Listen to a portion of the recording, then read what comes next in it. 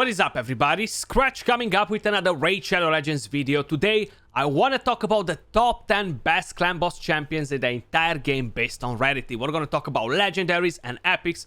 Unfortunately, there are no rares, commons or uncommons that are worthy in 2022. I cannot suggest you to build any of them for clan boss because they're instantly going to get replaced as soon as you pull pretty much any epic champion because they really got power creep. Rare champions, not amazing. Apothecary is kind of like the only decent one that has something to do in the game and clan boss.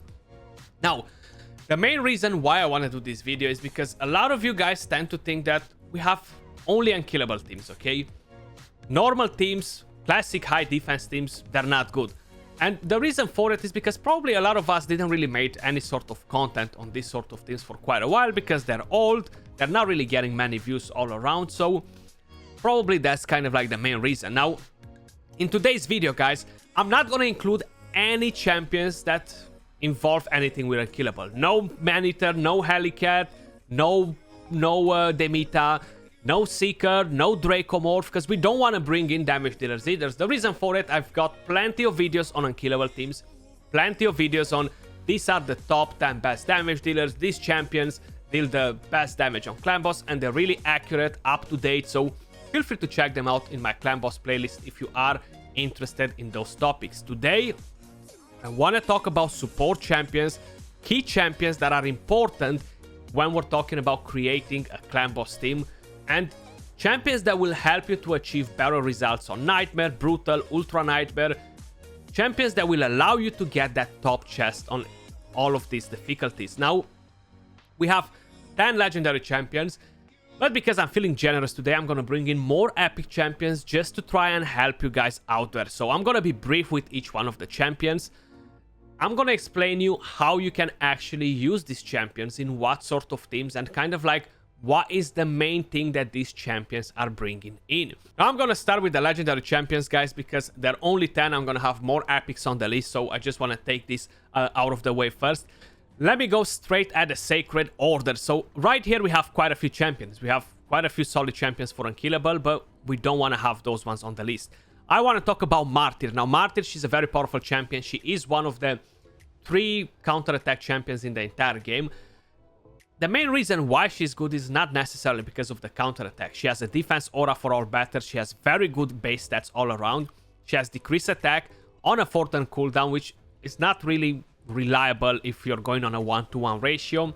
You have increased defense and a counterattack on a 3-turn cooldown, and you have defense down on the A1. That's why Martyr, she's so powerful. So the only thing that you need next to this champion is having an attack down champion that's more reliable, having a champion that's gonna cleanse the stun if you're not designating a specific champion to it, and having an ally protection champion, something like that, and of course have a couple of damage dealers to allow you to deal some solid damage on the clan boss. Martyr, she's definitely one of the top 10 clan boss champions in the entire game. The next champion will be Cardinal. You have a speed aura from him, very good base stats as well. Heal on the A1, you have block debuffs and revive on that. Now revive on that is not as important in clan boss because when you revive without turn meter, so if the clan boss is gonna get to go straight after it again, it's gonna kill you, so it doesn't really make a massive difference. But having the block debuffs and the cleanse is amazing because you can make this champion the cleanser. You know, he's gonna deal with the stun or stuff like that, so you don't really have to worry about that part. Then you have the ally attack, you have the buffs, crit rate, crit damage, very, very important on a 4-turn cooldown. Cardinal can be used with a Martyr, for example. You have Cardinal, you have Martyr, you have an Alton, for example, and there you go. You kind of have like your core team, you know, and then you just gotta bring in another champion, maybe with ally protection, just to keep the team alive for longer, or a shield champion, and bring in another damage dealer next to it, because having ally attack and counter attack in the same team, that's already gonna cover a lot of damage. So you might want to focus on bringing in high defense champion, survivability, you know, that sort of thing. Moving over to the next champion now, because I just mentioned Alton, I feel like would be unfair not to bring him on the list. So we have Alton right here, guys. Attack down on the A1, he hits super hard, so he's a defense based champion, right? Very good base stats. Defense champions are more important for these sort of teams because you build them with a lot of defense and you're getting damage at the same time. That's why we're calling them high defense teams, you know. If you're bringing in attack champions, you're going to build them to deal damage with attack. They're going to get wrecked, okay, because they have no survivability. Alton, he hits super hard. The A2 can hit for like 250k with good gear. And this one places an increased defense buff on all allies. On a 3-turn cooldown, very, very nice. The passive doesn't really matter that much for clan boss, honestly, because you can't really use it. But then you have increases ally defense in all battles by 33%. So this is the attack down champion. Super reliable. You got this. You have the increased defense from him, so you don't have to worry that much about anything else. You know, you kind of have like the main debuff that you need on the clan boss. Attack down. Increased defense is one of the main buffs that you need to have on the clan boss too. Valkyrie. She is honestly the best counter-attack champion in the entire game, and just generally she makes this insane shield that's so damn good for clan boss. She hits pretty hard as well. The A1, a double hitter. Attacks all enemies, places a shield buff on all allies for 3 turns and a counter-attack. The value of shield is based on her defense. The more defense you have on her, the more damage you get. The bigger the shield, the longer your team will survive. Now, just give her a defense up before she uses this skill. You have Alton or Martyr or another champion that has increased defense. Bump that up, then bring in Valkyrie to use this attack. You're going to have a massive shield that's going to keep your team alive quite a bit. That's it pretty much in terms of Valkyrie. Now, her passive can mess you up on Affinity Clan Boss. If it's not Void, when the Clan Boss buffs with increased attack, this is going to come in place. So you got to make sure you are prepared for it as well, because it can mess up your run if you're not. You got to make sure you have kind of like the right speeds. So this is another key champion. You know, if you have a Valkyrie in your team, you're pretty sorted, man. Like, you don't need that much to bring in an easy 2-key team for Ultra Nightmare, an easy 1-key for Nightmare. You gotta give her a lot of defense. She's gonna be able to carry the team pretty damn good. The next champion that we have on the list, of course, is no one else but Brogni. Since we were talking about shield, let me actually bring Brogni on the list right here. So Brogni plays a lot of different roles. He's a very unique champion because he can increase the shield, okay? So if I'm going to land the shield with whoever or bring in a shield set, I'm going to be able to increase that shield more and more. If I have champions to extend it as well, that's how you can actually create the infinity comp. That doesn't mean that he can only work on infinity comps. He has an increased attack, he has block debuffs, he has a cleanse as well, he has HP burn, he has the shield, he can increase the shield. He's just bringing so many things to the table. There's so many teams out there that can do 100, 200 million damage with decentish gear, not very impressive gear, just by having Brogni and a couple of other key champions that we're gonna cover down the line. So definitely he's a very powerful champion, very good base stats. One thing that I would say about Brogni, if you want to get the most out of it, he is a bit of a hard build. You're gonna need to have HP, you're gonna need to have attack, you're gonna need to have defense, you're gonna need to have crit rate. You're gonna need to have everything to make this champion work perfectly. So he is a bit harder to build, but you can get some very good results with him without being on crazy gear, without trying to cover every single stat that he has, you know. So Brogni, Valkyrie, Alton will sound perfectly, right? Like, you're gonna increase that shield from Valkyrie like crazy. Now, you can combine epics into these teams as well. We're gonna go down the line, I'm gonna talk about some epics too. But Brogni, very powerful as a champion. Moving over to the next one that we have on the list, and is no one else but Kyoku. The reason for it is she has attack down on a 4-turn cooldown. Now, this is not as reliable because you need to have in another champion that brings in that attack down to make sure if you're getting resisted once, you're not gonna get wrecked. She has weaken on the A1 with a triple hit, a giant slayer, definitely very good for clan boss. And then you have ally protection on a 3-turn cooldown because she's gonna get an extra turn and put a block damage on herself. She has a ally defense for all battles, and this one right here, whenever she gets hit by a crit hit on a 4-turn cooldown, she's gonna land the defense down, and you're gonna get a bit of a heal. She's a beast for clan boss. Honestly, very, very nice. Very good ally protection champion, you know. Plus, she's bringing you the weaken, so she's bringing in a lot of stuff to the team. The next champion that we have on the list, guys, Let me just go in and bring in the big guns. Krisk, okay? He is very, very powerful for clan boss.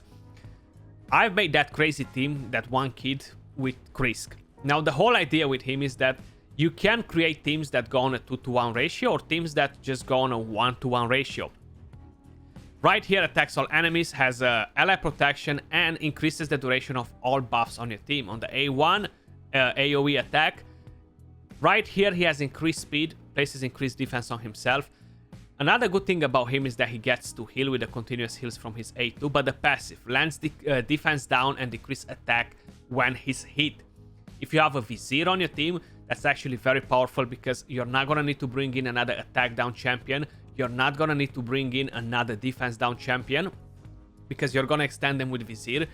Just imagine having Vizier, Krisk, Kyoku, you have double ally protection. You're going to have weakened defense down. You're going to have attack down from these 3 champions. Then you're going to bring in a Battle Khazar for more heals if needed. And you're going to bring in, I don't know, let's just say a Martyr. So like that, you're going to have defense up all the time. You're going to have so much stuff going on.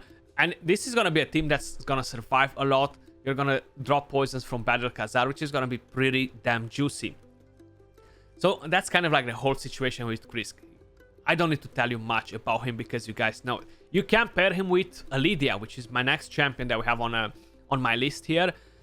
Lydia brings in defense down and weaken AoE. She brings in increased speed and strengthen for your entire team, which is very, very powerful with the same skill, sorry. And having Krisk, you're going to be able to create a nice 2-to-1 ratio team. You're going to have strengthen, you're going to have defense down and weaken constantly from this champion, increased speed. You're going to have poison sensitivity. Very, very nice combo, actually. Some of the best teams that is not the Infinity comp are made with Lydia and Krisk, actually. And then, of course, Valkyrie, or bring in a Brogni, bring in an Alton, or you can bring in another attack down champion, defense up champion, which is very, very powerful and is no one else but Iron Brago. I love this champion, was a fusion.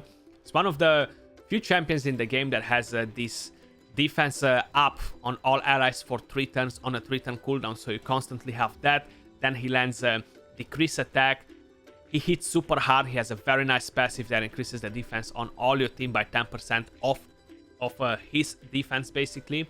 And the aura is not really designed for clan boss, but it's kind of like par with Alton, you know. I feel like it's not a massive difference all around. He is a bit better than Alton, though. That's one thing to keep in mind. These are very, very nice champions all around. I'm just trying to look on my list if by any chance I missed any of the champions in here. I feel like I'm gonna go to number 11 now because I forgot about Resin. But Resin is another solid champion. He hits fairly decent with the A1. He's a Giant Slayer. He can remove the attack up for clan boss if you're fighting on different affinities than Void. Defense down and weaken. This is very good, and he's a defense-based champion. He can deal decent damage. Again, you can pair him with other key champions that bring in attack down, defense up, ally protection, and another damage dealer with poisons, and bang, you created your team. That's kind of like the whole situation. Tyrant, he's pretty good as well, actually. Talking about number 12, guys, I'm sorry, I'm going a bit longer than I wanted to. You have a HP burn, defense down, and ally protection. Then we have damage reduction from HP burn. On the A1, he heals himself. Again, he is a pretty decent champion for clan boss. He doesn't do a lot of damage, okay? He is very tanky as a champion.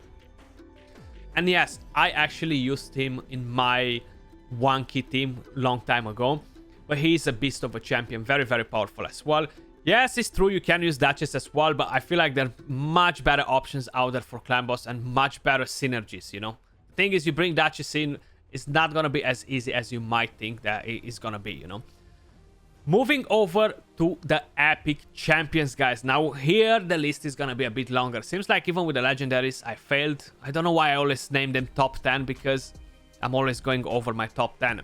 Basically, I'm gonna start with no one else but Toragi the Frog. Now, Toragi the Frog, a Martyr, a Brogni, can do wonders, okay? Amazing, amazing stuff. So, on the A1, he has a small chance to land attack down. I wouldn't consider this reliable enough, honestly, because it's only a 40% chance. Right here is not very important for clan boss, honestly.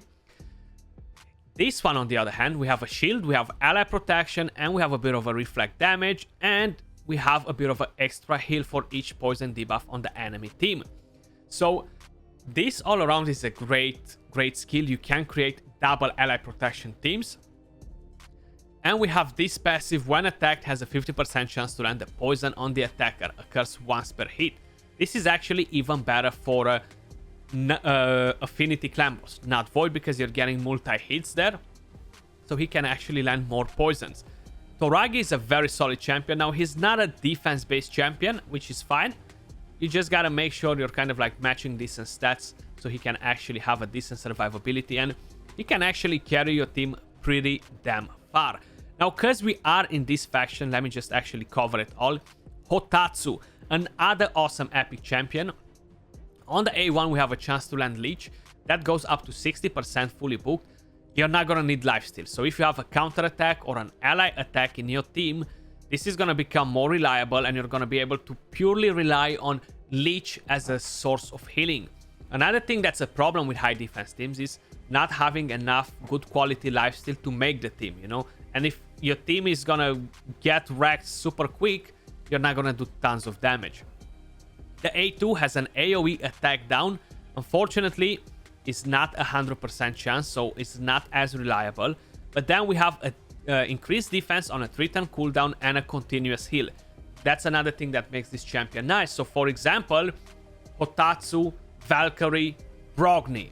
Bang! You already made a bomb team. Amazing, amazing team. And from there you can bring in even a Toragi, and maybe the two of them will be able to keep the attack down consistently enough on the clan boss. The passive removes one random debuff from this champion at the start of each turn. Will remove stun, sleep, freeze, fear, true fear, provoke, and petrification debuffs before other debuffs. Now, he can be used as a stun target, but in order to make sure you're still keeping the skills on the same cooldown, because it's gonna remove the stun, but the cooldown is not gonna count that one turn passed. So you gotta make him on a 4-to-3 ratio if you wanna do that with him. But still a very nice champion. Kunoichi, the last one from this faction as an epic champion. She is a bit harder to tune, guys. I still want to include her on my list because I feel like she's pretty decent, but it's a bit harder to tune. The A1 has a chance to land Weaken. The A2 attacks all enemies, has a chance to place Leech on a 4-turn cooldown. Not reliable enough to make this champion your main source of healings. Plus, if she gets resisted once, it's game over. Then you have ally protection on all allies except this champion, and it fills her turn meter by 50%. That's kind of like the main issue with her. The passive places a block damage buff on this champion for one turn. Whenever their HP drops below 50, that's on a 5-turn cooldown. It's gonna save your ass a couple of times the longer you go in the fight, but the main idea is having that ally protection and the weaken from this champion. And the Leech will help you every now and then, but it's not reliable enough. Moving over to the next champion, let's go to the Dwarves if we're all the way at the bottom. We actually have a couple of solid champions in here. One of them is going to be Grizzle Jar. Now, true, he got a bit power creeped, but I still think that he can be used as a solid champion for clan boss depending on what other options you have. So this one kind of shoots two birds with one stone. Increase defense and block debuffs. Now the defense up is for 2 turns, the immunity is for 1 turn only on a 3-turn cooldown. He can be that second champion that deals with the stun and is the second champion that gives you increased defense. If by any chance you're not using a champion that increases the duration of all buffs on your team to extend the buffs, you can actually have 2 champions for increased defense, and you have this for the stun, and that's going to help you to keep your team alive even longer. This is on a 4-turn cooldown. Lance decrease attack, definitely not reliable. I wouldn't build this champion with accuracy because I want to avoid to land this heal reduction on the clan boss as well. So just give him a decent stats. He can actually smack pretty hard. He can deal some damage. The next champion that we have on the list, Rear Guard Sergeant. Defense down on the A1, decrease attack on a 3-turn cooldown, not 100% though. And we have ally protection and continuous heal buff on all allies for 2 turns on a 3-turn cooldown. That's what makes Rear Guard Sergeant so good. She's that ally protection champion that's kind of needed in your team. Ally protection, I feel like, was underrated for a very long time. But after I made that video, that One Kid Ultra Nightmare with double ally protection, I feel like it definitely changed the perception on how ally protection is being seen as a buff on clan boss, you know, and especially running double ally protection, because that was kind of like the whole trick in that team. So she's actually a very good champion. Now you have Grizzle Jar, you have Rearguard Sergeant. You already covered quite a few things, right? So you have a bit of a heal, you have increased defense, you have ally protection, you have immunity to deal with a stun. So you're kind of missing a more reliable attack down champion. You're missing in having maybe some more healing if you're not running lifesteal, and then have another solid DPS to bring in some damage for you, which most probably I would recommend you to be defense-based DPS champion, you know, because they're gonna deal more damage and help your team to survive a bit longer. Moving over to the next champions that we have on the list, I'm actually gonna go all the way to the Lizardmen. Now here they are quite a few interesting champions for clan boss. We have Jarek, attack down on the A1, 50% chance though. I still don't find him reliable enough. Trust me when I'm telling you that. He's gonna fail you a lot of times. He used to fail me so damn often when I used to run him on the clan boss. But if you have a counter attack in the team, then he's gonna be more reliable. You have ally protection and increased defense on a 4-turn cooldown. So you need to run him on a 4-to-3 ratio if you wanna make the most out of it. And like that, you're gonna have ally protection and increased defense on your team, plus continuous heals from his passive.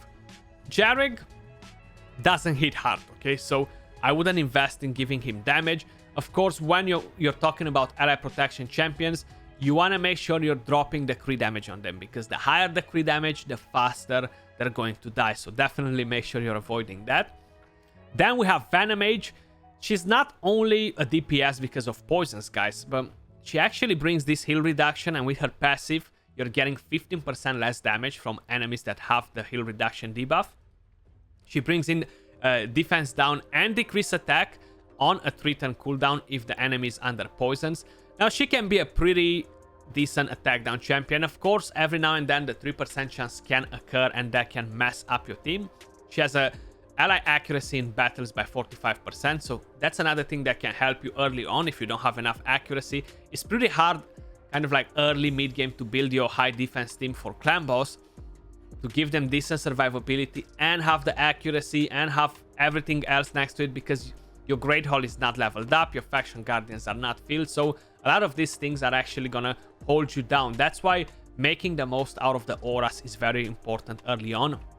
And Venom Mage is a pretty good champion all around, decent base stats, and she just brings so much to the team. Defense down, decreased attack is very, very important. The poisons, the damage mitigation from her passive, definitely one of the top champions. You could run her, for example, her Martyr. You have attack down, you have defense down, you have poisons, you have counter attack, you have defense aura or accuracy aura, counter attack, more damage mitigation. Then bring in Toragi as an idea. You have ally protection from there. Maybe you want to have another ally protection and you're bringing in Rearguard. Or maybe you want to deal with the stun and you're going to bring in a Eurogrim, which we're going to cover in just a second. Or you're going to bring in a Grizzle Jar to give you that immunity on the stun. And you're pretty set with the team. You just need to bring in a DPS and bang. Team is done. You're going to get great results. Aeox the Rememberer. Now, him and Steelskull, okay? I feel them like they're pretty power creep, pretty equal in terms of what they can bring for the team. Very low chances on the A1 to land poisons. Heal on the A2, not huge. The A3 has decreased attack and decreased crit rate. This is not 100% chance either, so it's not 100% reliable as a attack down champion. And here increases the duration of 2 random debuffs on the attacker by 1 turn when attack occurs once per hit. Same situation with Toragi. Is better on Affinity Clan Boss than Void. Decent base stats as a champion. Now, if we're gonna have a quick look at Steelskull, the same situation with him as well. The whole idea behind it is that they got power creep, man. Like, they used to be a bit better before because we didn't have many options. You see very low chance to land poisons, a cleanse on 1 target, 3-turn cooldown, but this one right here is on a 4-turn cooldown, so you gotta make him go on a 4-to-3 ratio. That's gonna mess up your cleanse. The defense aura is not for clan boss or all battles, is for faction creeps only. Not an amazing defense all around, but you can still use the champion if you don't have better options. Maybe if you get lucky and you don't book this one, you book this one before it, leave it like that on a 4-turn cooldown, and it's actually gonna work better for you. I feel like these two, they're pretty equal when we're talking about clan boss, you know. If we're gonna move over to the next faction, let's go to Ogre Stripes right here. We actually have Eurogrim, a very solid champion. Poisons on the A1 double hit. We have a cleanse right here and a heal. And you have poisons and continuous heals on the whole team. This is on a 4-turn cooldown too, but you have a speed aura for all battles if you're struggling with the speed. Give your champions defense boots instead, and then you're gonna make them survive a bit longer, and you're gonna get extra speed from here. You're gonna get a cleanse, you're gonna get poisons, and a continuous heal every now and then. If this was on a 3-turn cooldown, it would have been much, much better. Trust me when I'm telling you that, but unfortunately it's only on a 4-turn cooldown. Grush the Mangler, another awesome champion. The A1 has a chance to land Leech. You don't need lifesteal. You don't need to bring in any other healers.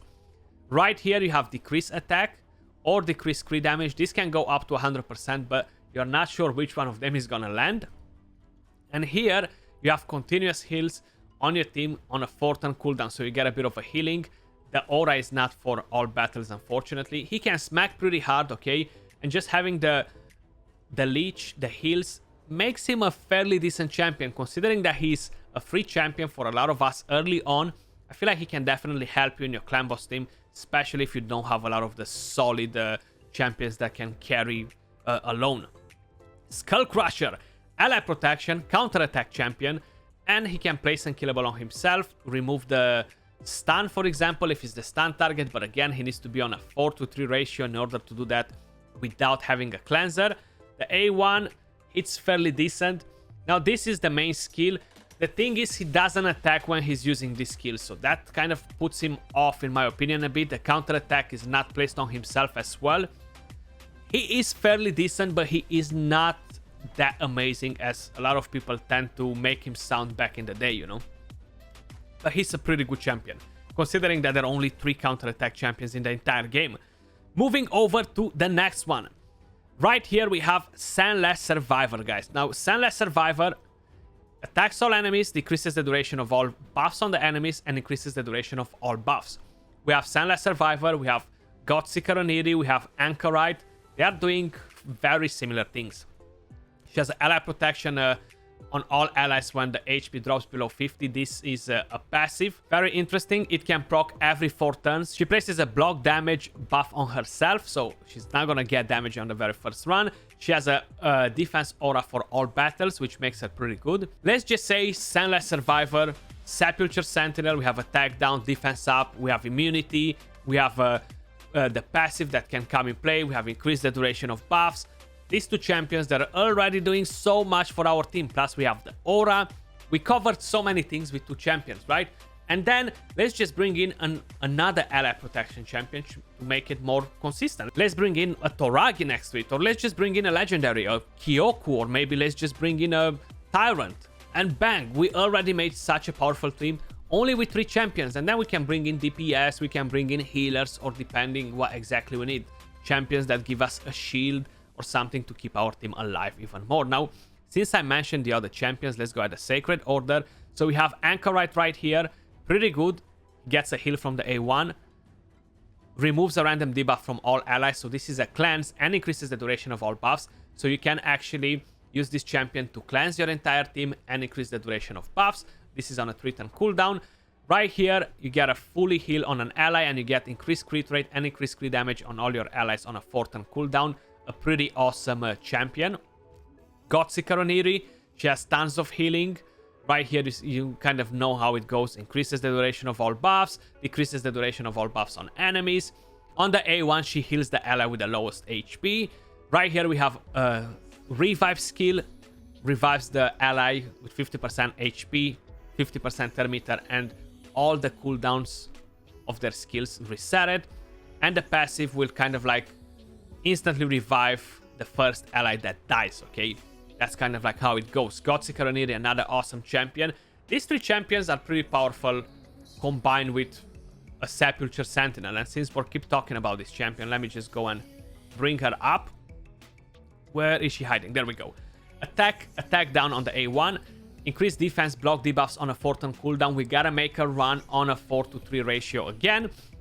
We have this passive that has a 50% chance to completely block the damage on a target, And this is on a 1-turn cooldown. Every time she takes a turn, this can actually occur. And it's kind of getting prioritized from the lead champion. 1, 2, 3, 4, 5. You know, kind of like that's how it's gonna go with the positioning.